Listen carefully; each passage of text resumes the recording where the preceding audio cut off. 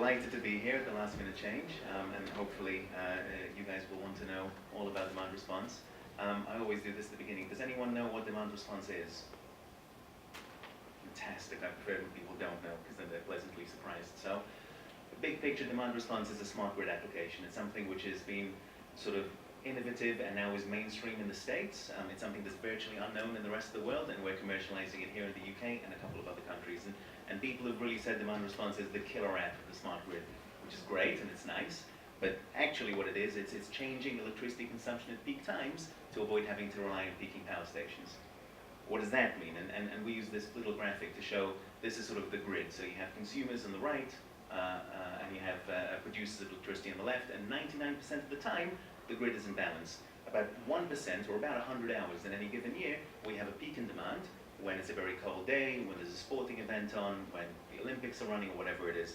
To supply these additional requirements, National Grid calls on peaking power stations. These tend to be diesel or open cycle gas. They tend to be very polluting. They tend to be very, very expensive to run. Because of that, they run very infrequently. But if we didn't have them, we'd have a blackout whenever everyone switches on electricity at the same time. What we do, and what demand response does, is we install software and hardware at the grid. We install software and hardware at consuming sites. What we do is we turn down their consumption temporarily by a very small amount. By doing so across enough sites, we aggregate the portfolio. National Grid doesn't have to switch on a peaking power station. So if you think about it economically, rather than National Grid making a payment to these power stations, they're paying the consumers to be more green. That's the concept.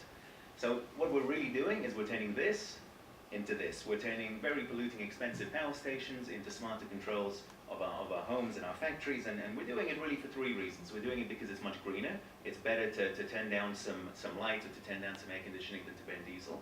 We're doing it because it's better for renewables. When we start integrating more and more renewables into a grid, the volatility of energy production goes up because the wind doesn't always blow and the sun doesn't always shine.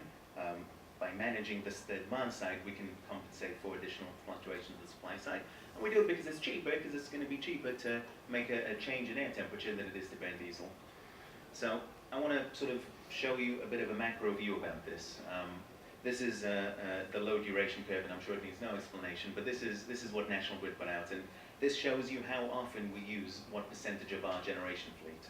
And the important part over here is really the fact that that final 10%, so the final 10% of all the capacity in the country is used for less than 100 hours a year. So in the UK, that's about 5 gigawatts. 5 gigawatts of capacity used for just a few days. And when you sort of extrapolate this out and you look at the whole world, this is sort of energy consumption, production across the entire world. We've got about 5 terawatts today of electricity generation in total, which means around 500 gigawatts is peaking. 500 gigawatts used for just those few hours. And I don't think anyone has the capability of imagining what 500 gigawatts is, so I thought about it, and that's my animation over there. If you look at all these countries, all together, their entire consumption equals 500 gigawatts.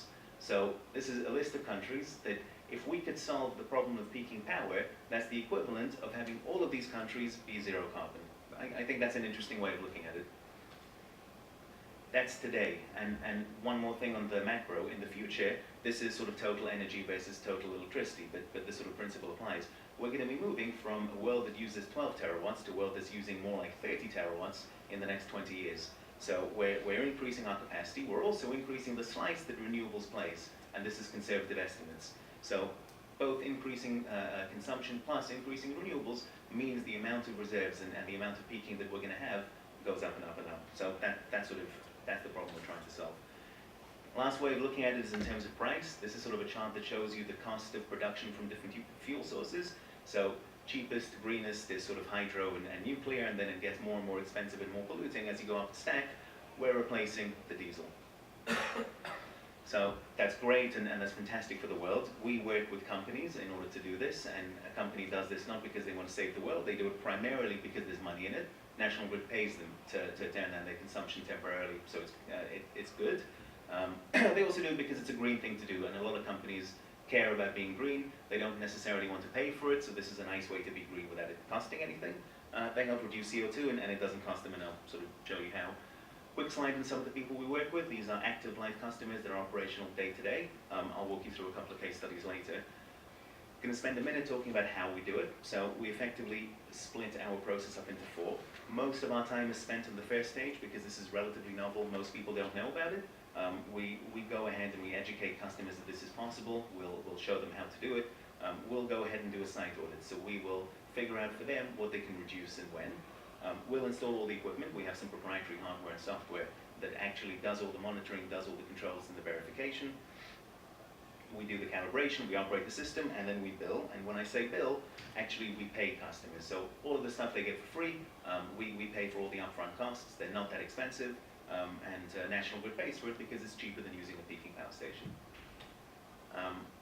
The kind of stuff we look at, I won't spend too much time on this, but if you want to see some case studies, come to our stand over here. Typically in a building, we look at anything that can be switched off temporarily or turned down without anyone feeling anything. So if you change the temperature in this room for 10 minutes, no one's going to feel anything. It'll take longer than that to change, and that's the kind of philosophy. We also look at some generation. So if a building has a backup generator, that's a really good way, because if you switch on that generator, it's as if the site isn't consuming power from the grid. And we integrate with the management systems in the building to make it all automatic. Couple of screenshots, because as well as doing this and getting the money, we're installing some really high specification smart meters. It's power station grade metering, which is what National Grid needs. We've wrapped it up in some software we've developed in-house, and so our customers get an iPad preloaded with software that allows them to see a live energy dashboard, allows them to get some energy intelligence and smart metering, and then gives them actual reports. Our system is an end-to-end one, so when National Grid has a peak, they push a button, it initiates our portfolio to turn down. As soon as the event is over and the grid's back to normal, our clients get a report that says how they've done, how much energy they've saved, how much money they've made, and it's all automatic. Just a couple of customers that we work with. This is a picture of a potash mine in the north of England. We've been working with these guys for a couple of years now. It's a very dirty industry, and the capability of reducing carbon emissions for these guys was pretty limited. But by changing some of the set points and underground pumps, and by using some of their CHPs to do this, it's been a really, really good way for them to make money and to actually start sort of becoming more green. Very similarly, actually, we've had a contract with UK Coal for about a year and a half. We turned down their underground pumps at some disused mines that are used to keep the water level from flooding the mine. They have about a 2-day capacity before the mine floods, so if you switch them off for an hour, no harm done, and that works really well. We have a contract with Bournemouth Water we've been doing for about a year. Again, it's some of the water filtration stuff, some of the water treatment stuff, and some of the generators that are used there. We have a contract with Sainsbury's. We run on about a third of their distribution centres now, and changing some of the process controls, changing some of the air temperature settings, and using their backup generators works really well. This is a hospital. We actually found that this is a really, really good thing for the public estate, and we have 3 hospitals running full-time now, with another more or less 8 or 9 we're implementing. This one is Lister Hospital. We use some of their systems, we use some of their generators. For them, it's really great because the hospital has backup generators that they use in case the grid fails. But testing your generator is an expensive process. If you don't test your generator, you don't know that it's going to work when it fails. By working with us, their generator gets a regular testing. It's got some extra maintenance on it to make sure that it runs, and they're generating hundreds of thousands of pounds a year of extra revenue that they can use to funnel into either other green projects or simply to beef up the resources the hospital has. That's it. That's all I wanted to say. So we're a startup. We're about 3 years old. We're operating primarily in the UK. We've got some pilots in other countries as well. We're about 25 people based here in London, and our real mission is to commercialize the demand response market in the UK and internationally, and get this to be a common feature of every grid. That's it. Yoav, thank you very much.